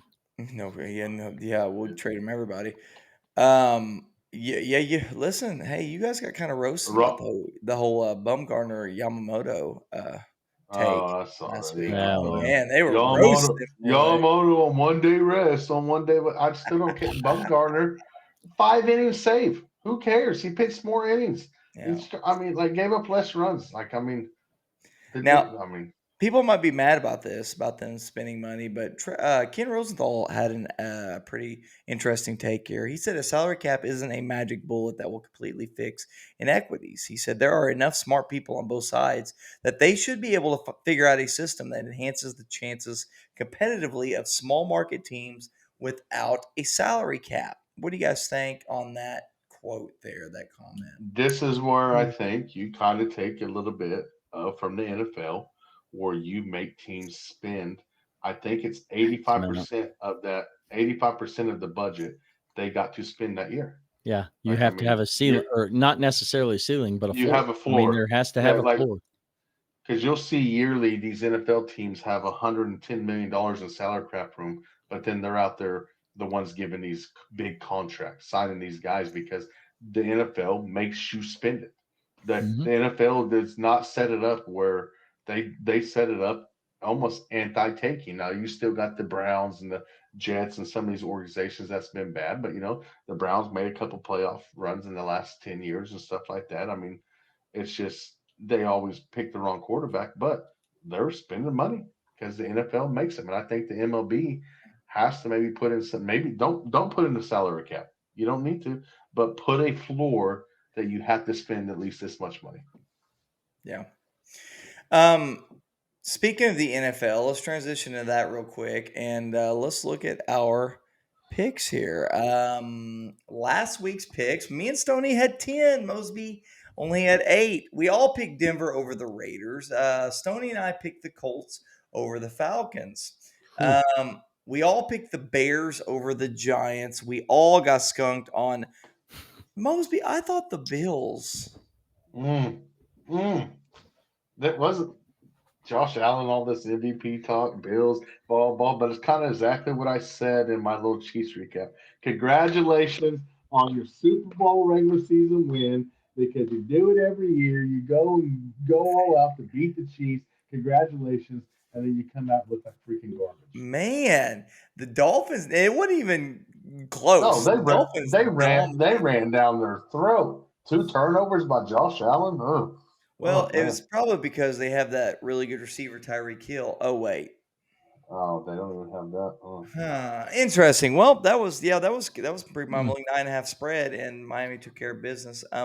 I picked the Viking. I stuck with it too. I knew that Lamar was coming back. I stuck with it. Thought we'll see what happens. It didn't work. Baltimore won. You two guys got that one right. We all picked the Browns over the Jets, and they made us look like fools. Um, Me and Mosby picked the Patriots over the Buccaneers, and the Patriots guys look pretty good. Me and John was just talking about that earlier before we came on. They are one of the teams that has took advantage of the schedule they had because I believe they came in the year playing a last place schedule. They've only played 3 teams that's been above 500. They've lost to 2 of them, I think, or one of them, but they're winning the games that you're supposed to win. If you're Yeah. going to be a competitive team, you're beating the teams that you got to beat. I They're think they they're won again tonight. They are playing pretty well. Now I'll tell you who did not play well was the Carolina Panthers, and we just saw a graphic that said when they were the underdog, they were 5-4. Well, they were favored for the first time this year, and they laid an absolute turd. Which leads me into this. The game that we just watched, 17-7 by the Saints. We did not play well. Bryce Young did not play well. What the Saints did is they loaded the box and they forced us to pass the ball. And they said we're not going to let Rico beat you or beat us. We're going to make Bryce do the work, and he was not good. Frankly, I don't. It was pretty bad. And if they use that blueprint, and I'm sure the other teams are going to use that blueprint. They're going to load the box and they're going to force Bryce Young's hand. It might get pretty ugly. So I don't know. It just wasn't a good spot. We had to have that. Really needed that win. I've been very vocal on. I don't think we're going to make the playoffs. I was hoping for an 8-9. It's going to be tough now because we have a really tough schedule coming up. But this week we have the Falcons, and the Falcons are a 3.5 point favorite. Now the Falcons are kind of a wild card too. They're 3-6, but they've got a really good offense, a very solid offense. They got playmakers all over the place, and the way that the NFC South plays, the Panthers, when they play the Falcons and Saints, it's always like a coin flip. You never know. We played the Falcons earlier and beat them 34-0. That was just a unicorn moment. So, can we beat them again? Sure, we can, but they're going to load the box and they're going to make us pass the ball. And I don't know if Bryce is going to be able to do it. But if I had to make a prediction on the score, I would probably go. I'm gonna pick us to win. I don't feel good about it. I wouldn't follow my advice at all, but I'm gonna say we win 23-20 is what I would say in that instance. So, what do you guys think? What do you think of score on the Falcons Panthers this week? Falcons are playing better. I think they're going to win big, like 35-13. Jeez. I think the Falcons win, but I don't think it's that big. I think it's going to be 27-21. Houston over Jacksonville last week. Myself and Stoney picked that one. It was close though. We edged that one out at the end. Yeah, we did. We all picked Seattle over Arizona. We all picked the Rams over the Niners. We all picked the Lions over the Commanders. We all picked the Chargers over Pittsburgh. And Mosby's trying to drive that Packers thing home, isn't he? Yeah, he's going to drive it right in the dirt. Eagles took care of business against the Packers. Hold on. Let's look at something. Hold on one second, Mosby. Boring game on that. This has to be, if I remember it, this is the first time this year that not only did he, I think he might have picked the Broncos, but he also picked the Chargers. Oh, I didn't even notice that. God. Look who they played against, John. It hadn't mattered yet. Has not mattered. Well, John, I don't know if you could see this or not, but somebody else is in the lead now. Oh my goodness. Yes, and the other guy's creeping up there. He's catching. 97-51. The show in first place. He passes Mo's nose 96-52. Stoney at 93-55. This is when, remember last time that I was up on him and he passed me. He went and took some wild card dart throws on a couple games. Probably does that again. Throwing darts. I'm throwing darts every week. Darts every week. Hey, just go back and look at these games this week, and you will definitely feel like you're throwing darts at some of them. Yeah, I know. There were some. There were some. I'm like, great coin flip. Eeny, meeny, miny, whatever. Click. Great straight coin flip. So, yeah, it was interesting picking these games this week. But yeah. So with that, I got a couple thanks here, a couple points I want to point out. Congratulations to Keenan Allen, guys. What a career this dude has had. Mr. 956 receptions. Quietly a Hall of Fame career. Quietly. No. I say that because they still haven't put in Torrey Holt and Isaac Bruce. So I wouldn't say Hall of Fame career because those two still have not got in what's needed to be in the Hall of Fame. But he's had a quietly, like, just ain't been nothing flashy, just been then you throw in Terrell Owens, and I mean, there's several of them that's got the stats to be there. Will they ever get there? I don't know. But this guy, Mr. Consistent, and just think, I mean, how many injuries this guy has suffered, how many games he's missed, and yet he's still as good as he is. Yeah, he's amazing. But I'll tell you somebody else who's amazing is Derrick Henry. In high school for 4 seasons, he rushed, I think this is even more impressive, 12,124 yards in high school. It's mind-blowing to me. But in his 10-year NFL career, 12,127 yards. And do you guys remember when they were jacking around with him at the Titans? And like for the first 2 years, they were like, oh, Derrick Henry might be a bust. Finally realized, oh, he's a stud. Yeah. You think we could have an argument at the end of his career that he's the best running back to ever play the game? That's tough, but I mean, he would definitely be brought up in the conversation. That's for sure. No, his high school record might be broke. I just sent you guys that picture last night. That kid that's playing for that team in Indiana, he's got an average like 300 yards in the playoffs, and he'll break Derrick Henry's record. That's a lot of yards. A lot of yards. It's unreal. He's an amazing running back. I love the way he runs. He don't avoid contact. I love those runners. And they always said, he's not going to be the last. Not going to be the last. He's had a pretty good career. Yeah. What I really like though about, and this goes back to this argument about me, I always say this: it's all very dependent on who drafts you and what team you play for, on the success that you will have personally. And that's why I don't put a lot of merit into like wins and losses in NFL, because you have a Hall of Fame guy in Matt Stafford whose career record is 115, 115, and 1. And if people went just off the record, he wouldn't make the Hall of Fame. No. Is he a Hall of Famer? Yeah. I think, Yes. at the end of his career, absolutely he will be. I think It's him getting unbelievable. traded to the Rams is the best thing that's happened for his career, and put him over the top to be a Hall of Famer. And isn't that sad though? You'll have these, and that's why I say it depends on who you get drafted by. Mhm. I mean, it really It doesn't matter does. how good you are. I mean, Well, he's system that you're in. his trade benefited both of those franchises.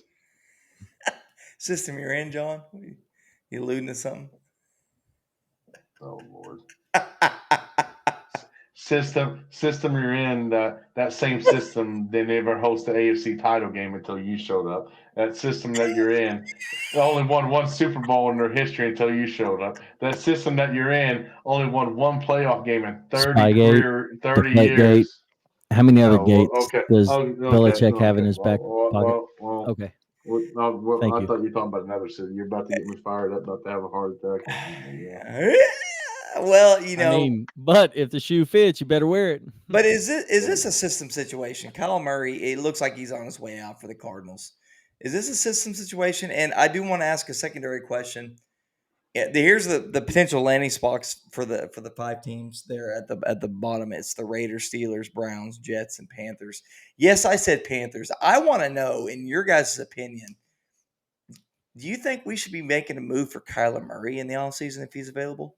No. So seeing, yes, I think all these teams on this board probably should. If you look at the market in the NFL draft, it is, and Tom McShay and someone else, I read the tweets the other day. They said we went in this year thinking that this quarterback market for the NFL draft was way better than what it was. It is so down. So I think Kyler Murray is going to be a hot commodity if Arizona moves on from him. Mm-hmm. But I don't know if Arizona will move on from him just because seeing like, okay, Nussmeier's not what everybody thought he was. The last I checked, the number one pick projected in the mock draft was from Fernando Mendoza, or what, the guy from Indiana. We didn't even know who he was until we played for Indiana.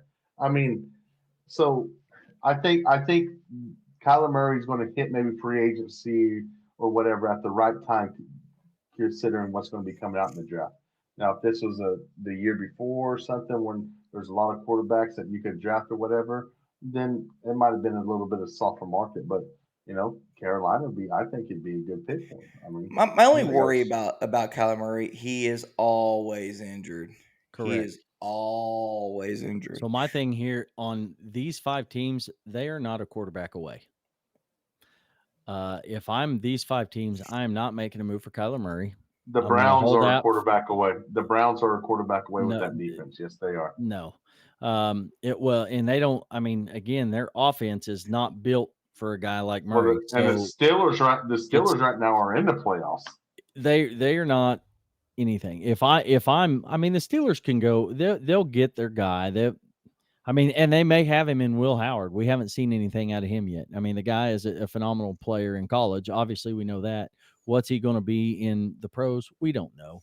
But if I am the Panthers, the Jets, the Browns, even the Raiders, I'm not doing anything at quarterback. If I have to do anything, if I'm the Jets, I'll go make a move and sign a Kirk Cousins for a year. I'll go sign somebody for a year. Andy Dalton, whatever. I'm just saying. Nope. And I will wait. I will wait for the 2027 when you got the quarterbacks coming out that everybody's going to want. That's when you go and do that. But man, I'm not making a move for a guy like Kyler, who, like Ben said, is always injured. You're going to have to change your offense because the guy, I mean, he's not a pocket passer. you go sign him for 2 years for $50 million, and you can still, because for people like Aaron Glenn, Mike Tomlin, if Cameron Samaski's going to still keep his job, Pete Carroll, and then Canales for Carolina, they want to keep their job. These organizations aren't going to give them an extra year. Like you cannot just boot a year. Sorry, that's not the day and age of the NFL. I mean, the NFL isn't going to make the call to boot the year. I mean, that's going to be the front office. The front office is going to be the one signing or. But you go sign him to a contract like they signed Justin Fields for a stopgap for 2 years, and if he hits, kind of like what Sam Darnold did for Minnesota, and then they drafted J.J. McCarthy. I guarantee if Minnesota wouldn't have drafted, if they would have knew what Sam Darnold was before they drafted J.J. McCarthy wouldn't have been drafted by the Minnesota Vikings, and the Minnesota Vikings we have Sam Darnold. Mm-hmm. So that hit for Sam Darnold, it's paid off for him, paid off for the Seahawks, but it helped Kevin O'Connell and Vikings. Like, okay, now we're moving on from Cousins, but we had a good year, made the playoffs, so. Let me ask you this, and I know I said the Kyler Murray's hurt all the time, but is Kyler healthy? Kyler give you more production than healthy Bryce? Yes, potentially, maybe. I mean, I think Kyler's definitely the better quarterback, but yeah, I mean, I think one of it, like multiple of his years when he's been healthy the whole year, they've had decent records. I think 1 year they went 11-5, something like that. And I don't know if I would completely agree with you, John, on the Panthers not being just a quarterback away. We do need to add some things on defense, but if we had a healthy offensive line, but here's the problem. Kyler Murray is a runner. I mean, he's a runner first. Mm-hmm. We've seen that ever since in college. And we are trying to run the ball. Now, the counter argument is the most successful we've ever been was when we had a running quarterback in Cam Newton. Well, but he was a big boy. Or for a quarterback. Yeah, I mean, that's a different type of runner. Yeah. So that was straight north and south. I don't know. It'd be interesting to see for sure, but depends on how much he would want and stuff like that. How about this? This little thrown in here a little bit late was reported that Micah Parsons' trade to the Packers included a poison pill that the Cowboys inserted to block a deal in the near future to the Eagles. John. Listen, before I start on anything else, I just want to touch on something. We said something a minute ago at the beginning of the podcast where we talked about, I mentioned mental illness, and the Cowboys had suffered a big loss this year. This week on a 24-year-old Marshawn Nealon. People need to realize the severity of the mental illness in this country. And if you are suffering, if you are having any issues of any kind, please reach out and talk to somebody. Let's use each other. Let's lean against each other. Let's help each other. Let's be better.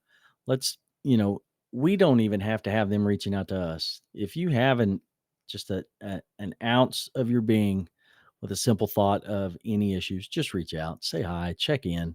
Let's just, be mindful of what's going on in the world, and let's try and help make it better. But with that being said, I am happy to say that the Dallas Cowboys have won this Micah Parsons trade, and the poison pill is phenomenal. See you, Eagles. Bye. You can't have him. I'm ready for Monday. 3.5-point favorite against the Las Vegas Raiders.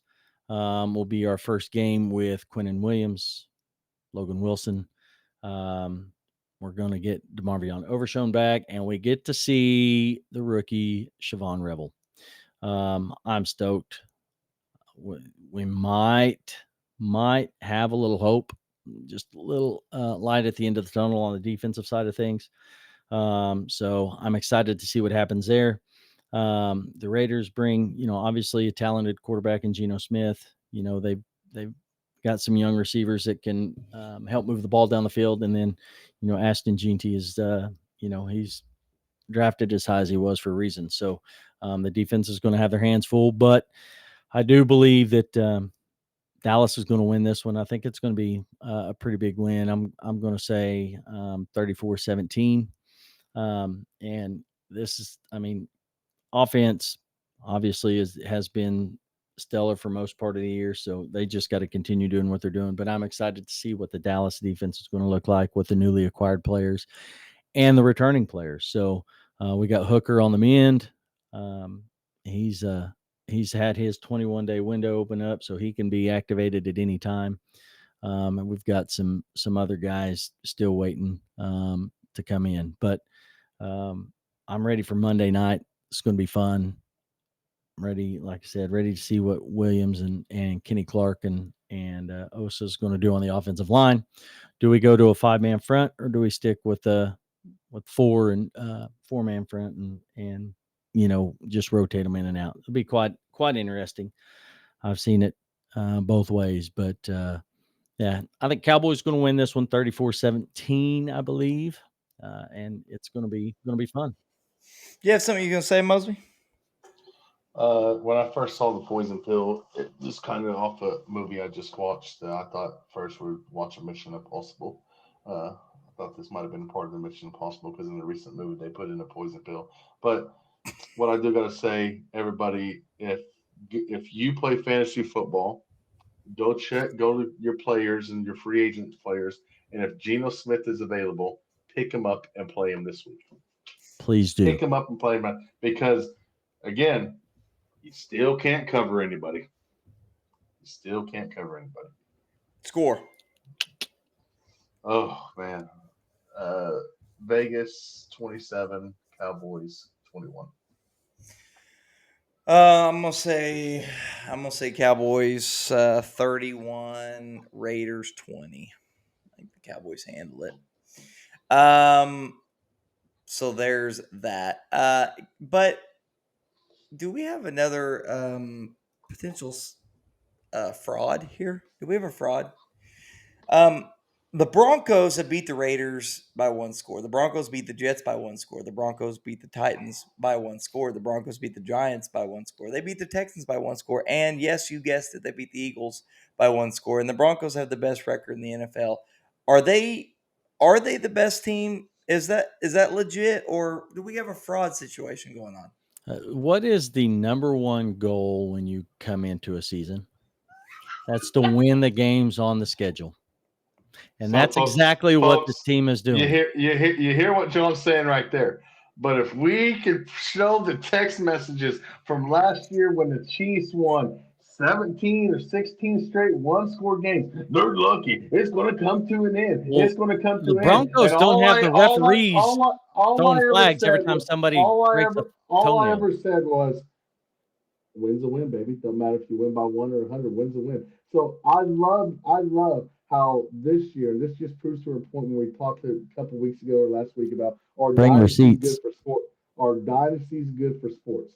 Yes, they are, because when it comes to anybody else besides the Chiefs, it's not talked about. Well, we don't care. But if this was the Chiefs again, like it was last year, oh my God. Oh, they're barely getting by. What's wrong with them? But then when it comes to a team like this, there ain't no talk about what's wrong with them. Well, they're winning the games they're supposed to win, but the Chiefs are winning the games they were supposed to win. But then it's like, oh, what's wrong with the Chiefs? It's coming to an end. They barely win, blah, blah, blah. And then John just a couple of weeks ago said, oh, they're not winning those close games. Oh, they're not winning. But then the year before, when they're winning those close games, oh, they're not any good. I mean, it's the same old over and over. This is coming from the guy who just picked the Raiders to beat the Cowboys. Nobody's listening to you, bro. John, you also picked Arizona to beat the Cowboys, and we saw what happened. So did you. It was probably destiny, but your mic got really muted when you said all that. Yeah. So I do want to say this. Is this a product of maybe the older guys are a little bit overrated, or is it a product of the league has gotten a lot softer? Because what this is, first 25 career starts, Bo Nix has 5,578 passing yards to John Elway's first 25 career starts at 4,345 yards. Bo Nix with 44 touchdowns to 26. He only has 17 interceptions to John Elway's 30. He has 601 rushing yards to John Elway's 436. And their records are the same as 16 and 9. Different game. I'm one that always thought John Elway was way overrated. I've always thought that, and that might be because I've been a Chiefs fan my whole life.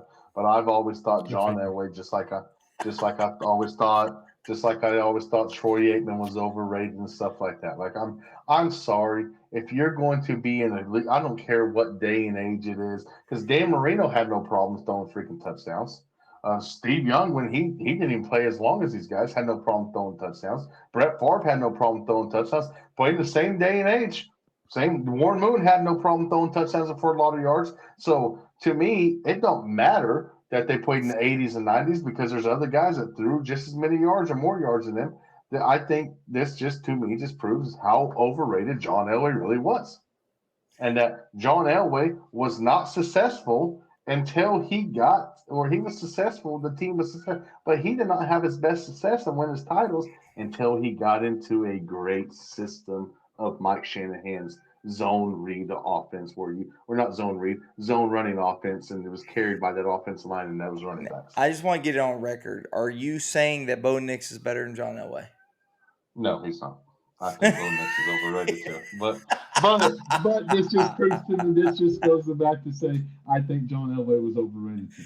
John, you got something to say? I can see it in your eyes. I'm just listening to this guy ramble on about stuff that obviously nobody really cares what he has to say about. But I wouldn't say necessarily Elway's overrated anything. I mean, it is a different game, completely different game, where these guys were throwing 20 to 25 times maybe, if they had overtime or whatever. We're throwing 30 and 40 times a game. It was just the game has gotten too soft, because this is crazy. You hit Elway, you hit Bo Nix like they used to hit Elway, and see how long that dude stays in the league. John Elway was tough. I saw a Mangus Stephen A. that was talking about it just recently that said that if Tom Brady played in that era back then, when they didn't really protect quarterbacks, he'd be toast. And then his counter argument was that's why he thinks Joe Montana is the best quarterback ever. So yeah, I mean, and you could probably say the same. I mean, Manning to me is my GOAT. I've said it for years, but Manning could be the same. Manning couldn't take a hit like these guys could. I'm just telling you. My God, his neck was different. I'm one that stands on, if you're a generational talent, it don't matter what damn generation you play in. You're gonna. Are you crazy? What do you think would happen if LT come around the corner and smash Mahomes, smash Bo Nix, smash these bums? They're done.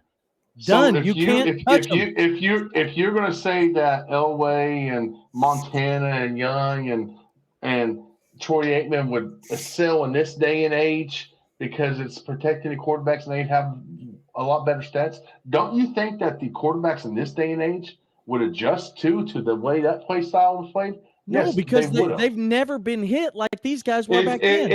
Is Brady playing until he's 85? No, but he's still going to be Brady. He's still going to be good. Manning's still going to be good. Freaking Aaron Rodgers is still going to be good. Patrick Mahomes is still going to be good. Josh Allen's still going to be good. Joe Burrow and them still going to be good. To me, if you're a generational talent, he would die. If you're a generational talent, Mosby, don't forget about this guy. Oh, well, yeah. Well, no, he would be. He would be just fine. Garbage time. John, we're going to put John on the spot.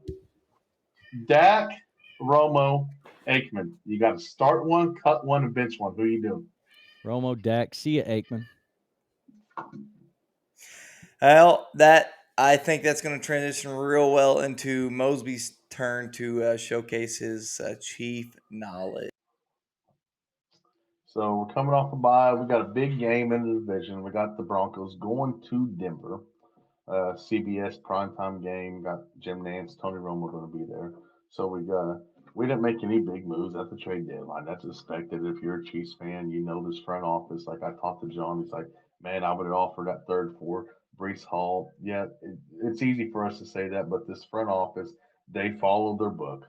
And in their book, the market value didn't say it was worth giving up a third round pick for a guy that you're only going to have for 7 or 8 games. Yes, I would love to have him, but it's not a must win, but it's a big game. It's we win this, we're a game behind in the division. We're 6-4. We're going to have them come back to Kansas City on Christmas night at Kansas. So it's a big road win, big road game. We got Josh Simmons back in the building, and that's going to help sew up some of these issues that you saw the last couple of games with the offense line and stuff like that. Hopefully, we found a pass rush in the bye week. We haven't really been banged up at all this year, but extra week of rest is always good to have. Andy Reid's good out of the bye. It's a big game, big early. Big early in the year game. I mean, not a must win, but it's a win. Chiefs are a very weird team this year. Right now, if the season ended, they're not in the playoffs, but then you go look at the Super Bowl favorites. They're the Super Bowl favorites according to Vegas. Very weird year, very weird team, but the Chiefs can beat the Chiefs at any time and then go on a run here and be 13-4, or they can continue to manage right around 500 and in the year 10-7 and be fighting for a wild card spot. They could go either way. John, what do you think score prediction? It's at Denver. It's a 325 game. 3.5 point spread for the Chiefs. Denver 31. Chiefs 24. Broncos are 5-0 at home, and the Chiefs are 1-3 on the road this year. So I actually picked the Chiefs in this one. I'm going to stick true to that. I'm going to say the Chiefs 27, the Broncos 20. I'm going to say 7-point victory. So I got the Chiefs winning 24-14. Yeah. I want to get your guys' opinion on this as we start kind of wrapping up here. Which draft was better, 2018 draft or 2020? Read off the names there if you don't mind. Mosby, read off the 2020 names. You got Justin Jefferson, you got Tristan Wirfs, you got CeeDee Lamb, Justin Herbert, Joe Burrow, Antoine Winfield Jr., and Derek Brown. John, read off the 2018. The best quarterback in the league, Josh Allen, Lamar Jackson, Fred Warner, Quentin Nelson, Minka Fitzpatrick, Roquan Smith, and Nick Chubb. Which draft was better, according to these players? 2020. Yeah. Man, that's tough. I'm gonna have to, just because of the quarterback play, I'm gonna have to go 18. 2020. It is tough because you've got either side on the quarterbacks. I could go with either Allen, Jackson, Burrow, or Herbert. I know Burrow gets hurt all the time. Herbert's having a really good year, so that one's tough. I'd probably lean 2018 for quarterback play. I would say, Justin Jefferson, CeeDee Lamb. Look at this cat all up in my lap. Justin Jefferson, CeeDee Lamb. Obviously I'm taking that side. I'd probably go 2020 because Derek Brown has really found himself this year. So I think that might be my tipping point. I'd probably go 2020. So Roquan Smith ain't been that top linebacker in the NFL. Winfield's been a beast too, though. Yeah. Fred Warner's a goat. He's been a better backer. He's been the best Roquan linebacker Smith. in the NFL. And then Winfield and Minka Fitzpatrick pretty much a wash. Nick Chubb's just been killed by injuries. 2020, I think, just head and shoulders from pound for pound is the better one. Quickly talk about this. Dallas Mavericks finally fired Nico Harrison. Scapegoat. Obviously, yeah. Scapegoat. Should have happened when he mentioned the idea of trading Luka. They should have said, Nico, hang tight. Get out of our office. So if anybody seriously thinks that it is 100% Nico Harrison it was his idea and signed off on trading Luka, obviously doesn't know how an organization runs. That was 100% signed off on the ownership. Just depends on how involved that ownership is. It doesn't matter if they're involved or not. If your GM is not involved trading the best player on your team and a top 3 player in the league, the dude should be fired just for saying it. But the fact that it got signed off on and executed, The owners should be forced to sell their shares back to Mark Cuban. I'm just telling you, he is a scapegoat because it was their idea. They signed off on it. It didn't work. Now they look like idiots, and he's the one being fired on it over it. It's not his fault that Anthony Davis has been hurt. Go figure. Who would have guessed? It could pay off because they ended up getting the number 1 overall pick in the draft. It could pay off. I mean, depends on what Cooper Flag did. I'm sorry. I don't care. I take Luka over Cooper Flag right now. Yeah, I would too. I think Luka's the best offensive player in the NBA. I mean, I'm a big Luka fan, but I mean, they didn't believe in Luka and they didn't believe in the way he's prepared and took care of his body and stuff like that. Now they look stupid. They look stupid. Thank God he got with LeBron James to show him how to be a true pro. Bench. I found that interesting. They fired it. Where they start 3-8. I think they're 3-8 now. It's just a weird timing for it too. Yeah, it's a weird timing for it. And John, you might be right, partially right on the scapegoat thing. Really, like to fire him this early, that's kind of weird. All right. Lastly, here's the updated college football playoff. Any surprises? I'm going to read it off so our listeners on Spotify can hear. Number 1's Ohio State. Number 2's Indiana. Number 3's Texas A&M. Number 4's Alabama. They all get the bye. Your matchups are 5 versus 12, Georgia versus South Florida. You have 8 versus 9, Ducks versus the Fighting Irish. 7 versus 10, Ole Miss versus Texas, and 6 versus 11, Texas Tech versus the Miami Hurricanes. And the first 2 teams left out are the Oklahoma Sooners and the BYU Cougars. The only change this week was BYU dropped out and Texas jumped in because BYU did not show up against Texas Tech. Yeah. Let me ask a question. Is there an argument for Indiana to be number 1? Oh, I think there's an argument. I think it's hard to argue against Ohio State, but I think you could have an argument. You can have an argument for Texas. You can have an argument for Texas. Texas A&M is 1 too. Absolutely. Who's got the bigger win? I mean, both of them got a massive win on this. One won at Oregon, one beat Texas. They both got massive wins. Yeah, that's what I'm saying. I mean, because yes, Ohio State's going to get the nod. They're the reigning champions. Okay, cool. I mean, they're winning their games. That's fine. But when you look at the pedigree, who's got the bigger wins, who's having the better season. Yes, you can say that Indiana may play a weaker schedule, but bro, they are absolutely annihilating everybody. Yeah. You can say they're playing a weaker schedule. They are playing a weaker schedule. Well, that's what I'm saying. You could use that argument. That's a statement. You could use that argument, but obviously, I would like to see Indiana beat Ohio State, but just because Indiana's usually not good at football, so it's cool to see. Right. But I think that's going to be a very good transition into this, Mosby.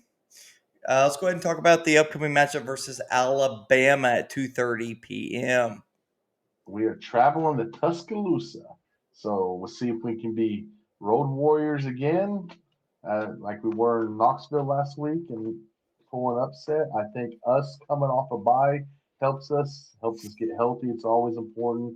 And I mean, Alabama didn't run away with that game against LSU, so I mean, I think that they might have got beat up a little bit. They don't get to come off a bye. We have an extra week to prepare. Everybody is freaking out about Brent Venables being wonderful at his job and figuring out offensive signals. So, I mean, you saw Ben Greb came out and said that they're changing everything up this week. Well, is that going to affect them? If they're going to try to change everything up so OU's defense doesn't have it figured out, is that going to slow them down a little bit? Is that going to make them a little bit lethargic on their offensive side? I mean, I'm a type of guy, keep what you're doing working. If they figure it out, let my 11 beat your 11. I mean, it's going to be a beautiful day. 76 degrees at Bryant Denny at 2:30 Oklahoma time. The spreads actually went down a little bit. 5.5 for Alabama. I'll tell you this: I've watched a lot of predictions from big personalities, and they're not really giving us a chance at all. Josh Pate said it's going to be a double-digit win for Alabama. Somebody else I watched said they think Bama's going to win by 2 to 3 touchdowns. I don't think that's the case at all. Unfortunately, I am a Sooner fan, but I'm going to pick Alabama in this game. I'm going to say Alabama wins 27-20. John, what do you think? Yeah, I think it's going to be Alabama. I wouldn't necessarily say it's going to be a blowout by any means, but I think it'll at least be a 10-point victory. I think it'll be 34-24, and Alabama will get the dub. Here's another thing we got to think. Brent Venables owned that offense last year with not as good of a defense. He owned that offense. Yeah, but is Simpson better than Milroe? No, I think Milroe was better for that team than Simpson was, hands down, because Milroe had the option to run the ball. Simpson is not a running threat. Like I think I just think Brenton Venables, and I think that's why you're hearing a lot of talk this week about the ball like Simpson can. When Ben Grubb's coming out and saying, "Well, we got to change our offense. They're good. They're not doing anything illegal. They're just great at it. Great at it." I mean, I think a big key is if we can have our Mason Thomas on the field, we're going to have the best unit on the field out of all 4 units that play, and I'm going to lean on that being the deciding factor, and we win a close one.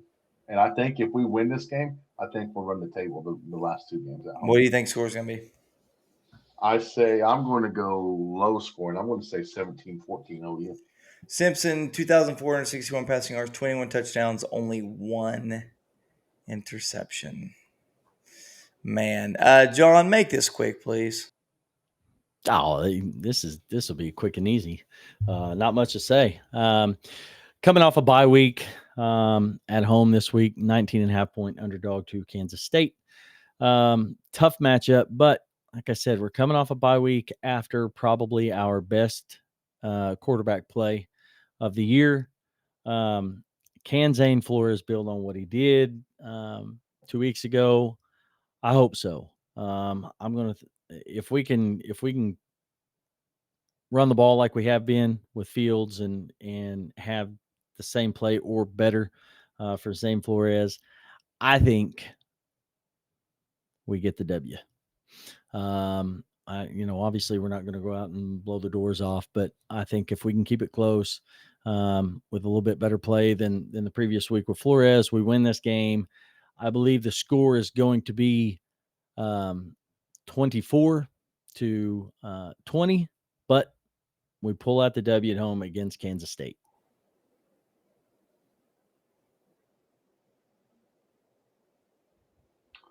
Folks, if John's not here next week, it's going to be because we checked him into an institution. Folks, listen, I have not had any optimism at all, and it's been terrible. So I took a different approach this week. Okay, leave me alone. Just stop. Jesus. I gotta have some optimism of some kind. 19.5-point favorite for Kansas State at Stillwater. 11 a.m. game. Kansas State's we're winning 4-5, 3-3. 24-20. Oklahoma State's 1-8 and an 0-6 in the Big 12. Score prediction, Mosby. 42-10 K-State.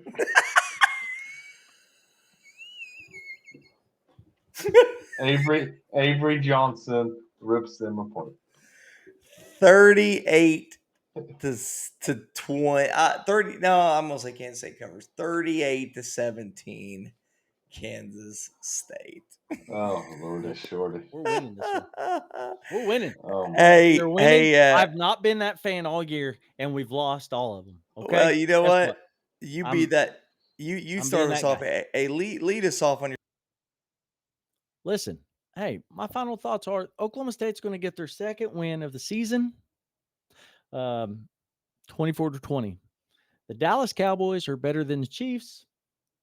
We all know that. That's simple. Shohei Ohtani is the best player in baseball, and Judge should not have been the AL MVP because that is Cal Raleigh. And anything Mosby has said, I do apologize for having to listen to a bunch of uneducated stuff. However, listen, it's going to be a fun week, but Cowboys have to win. Oklahoma State has to win.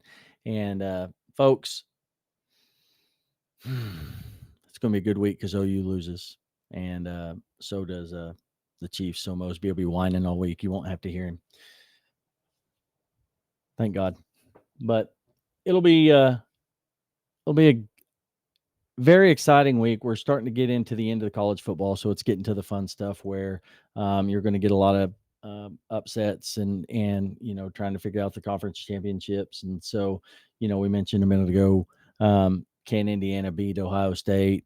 Does Indiana and Texas A&M have a chance to be in the number one seed? Absolutely. But the fun stuff is going to be the teams like the USF, and a lot of the college teams you don't ever see in the playoffs or have a chance for a national championship. So this playoff system is probably the greatest thing that they've ever done, and it's just making these games much funner. Especially for a guy like myself who's a fan of a team who don't have a head coach right now, and one of the top candidates is in the playoffs right now, so it's going to be pretty fun. But I cannot wait for the next 2 to 3 weeks in college football to see how a lot of this stuff starts to transpire. So here we go. Let's go. Enjoy the seasons. Enjoy the Thanksgiving season. Enjoy Christmas season coming up. Enjoy all the blessings that you're getting. I highly encourage everybody to, if you are even teetering on any situation or you're feeling down or anything, I encourage you to go to the scriptures, go to the Bible. I've just recently started a new Bible study. It's really helped me because I was kind of that guy that I was really failed on reading my Bible, but I found this app through one of my parents, my school parents, that had posted on Facebook about it, and I've been doing it every week. It's about every day. It's about a 23-minute deal, but it's really helped me out. And I encourage you guys to go to the scriptures, find you something that will kind of keep you level and then bring you down to earth and help you stay on the straight and narrow, because ultimately you're that's what's the most important, is you're able to live life. And I also encourage you to if you've never been into even finances or getting your household in order for the future, I really encourage you to start kind of looking at that and doing some research on stuff like that, because it's important. And I know I'm getting up there, I'm getting close to 40, and thankfully I've been able to, in my 30s, kind of latch onto that, and it's really helped me. So I encourage you guys to do that, because the worst thing that could happen is you get to retirement age and then you don't have a retirement. You don't have anything to fall back on, or you don't have anything for your to pass on to your family. So encourage you guys to do that, and stay strong. Unlike John, I will not let a loss for OU or Chief affect me, because what I'm going to talk about is because I'm very present in the life of my children. I'm very present in the life of my friends and stuff. Like that's my final thought. Be present for the people in your life. Be present for the people that you care about. John's had a rough week on some personal things. I just reached out to him. Are you okay? He said no. I went and spent some time with him at the store, at his work, talking to him. Be present with your kids. Be present with your spouse, your friends. Just reach out. In this day and age, we're tough motto, whatnot. Reach out. It's okay to be vulnerable. It's okay to speak to someone. It's okay just to be there for someone. I mean, be present. Be present for the kids you coach. Be present for everybody that you care and love about, because you never know what that might mean for that someone. I mean, if you're just be present, it makes you, it fills a part of you that you heal from something that fills your heart up. It's just, you just got to be present. You got to love people, and because you never know what people are going through. Love you guys. I hope to see everybody next week for another episode. We'll try to stay on task this time. We had one of us get sick, so we had to postpone it a day. So I'll try not to be sick next week, but Weak mind. it was The weak it was minded get sick. it was bad. Let me tell you, it was. So anyway, please continue to engage with us on social media through TikTok, Instagram, Facebook, YouTube. Check us out on Spotify, and share, like, do all the stuff. Get us out there and just kind of see where this thing goes. We're having fun with it. even though we were told multiple times on social media that we should not be able to talk about anything because we didn't play college You sports, didn't ever play sports. which is actually a lie. One of us did play college sports, but we're not going to point that out to the person who commented on there who didn't respond to us. So love you guys. Stay safe, stay strong, and remember to reach out if you're struggling with anything. Absolutely. Garbage time Dak, baby.